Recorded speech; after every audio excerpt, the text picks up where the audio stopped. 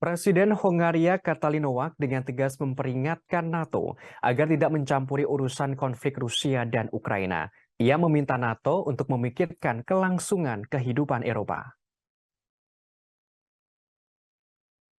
Presiden Katalinoak mengingatkan NATO soal organisasi perjanjian Atlantik Utara yang harus menjauh dari perang. Kepala negara Hongaria meminta para diplomat untuk bekerja agar pragmatis dan saling menghormati budaya masing-masing. Sebelumnya, Rusia telah mengirimkan nota ke negara-negara NATO. Hal ini sebagai respons karena NATO memasok senjata ke Ukraina. Menteri Luar Negeri Rusia Sergei Lavrov mencatat bahwa setiap kargo senjata untuk Ukraina akan menjadi sasaran yang sah bagi Rusia. Kementerian Luar Negeri Rusia menyatakan bahwa negara-negara NATO bermain api dengan memasok senjata ke Ukraina.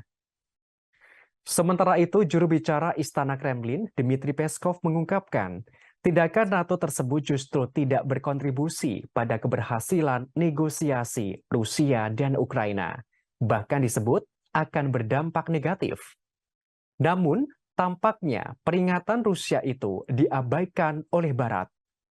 Terkini, NATO dan Uni Eropa tiba-tiba mengumumkan pembentukan satuan tugas atau satgas bersama.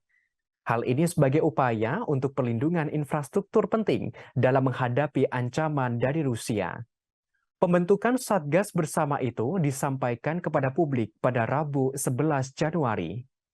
Langkah ini dilakukan setelah serangan sabotase terhadap jaringan pipa gas Nord Stream tahun lalu.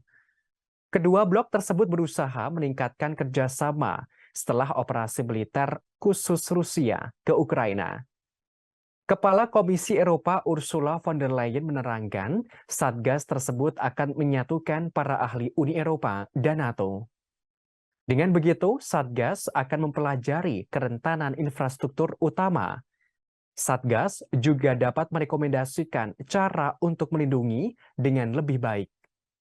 Sementara itu, Sekjen NATO Jens Stoltenberg mengungkapkan, kedua belah pihak ingin melihat bersama ketangguhan. Hal ini dalam hal membuat infrastruktur, teknologi, dan rantai pasokan penting. Dikatakan Sekjen NATO, dengan adanya pembentukan Satgas ini membuat masyarakat lebih aman dan kuat.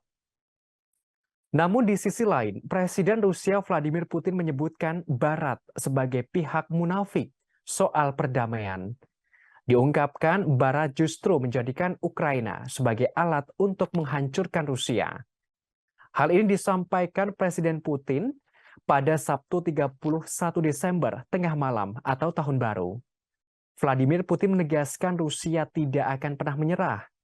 Ia menegaskan Rusia berjuang di Ukraina untuk melindungi tanah air dan kedaulatan Moskwa. Kepala negara Rusia menjelaskan operasi militer khusus Rusia ke Ukraina untuk mengamankan kemerdekaan sejati bagi rakyat. Putin menuduh Barat berbohong kepada Rusia soal perdamaian. Ia mengatakan, Barat telah memprovokasi Rusia untuk meluncurkan operasi militer khusus di Ukraina. Putin membongkar fakta bahwa Barat mendukung dan mendorong neonazi untuk melakukan terorisme terbuka terhadap warga sipil di Donbas. Ia juga mengklaim bahwa Rusia melawan Nazi di Ukraina.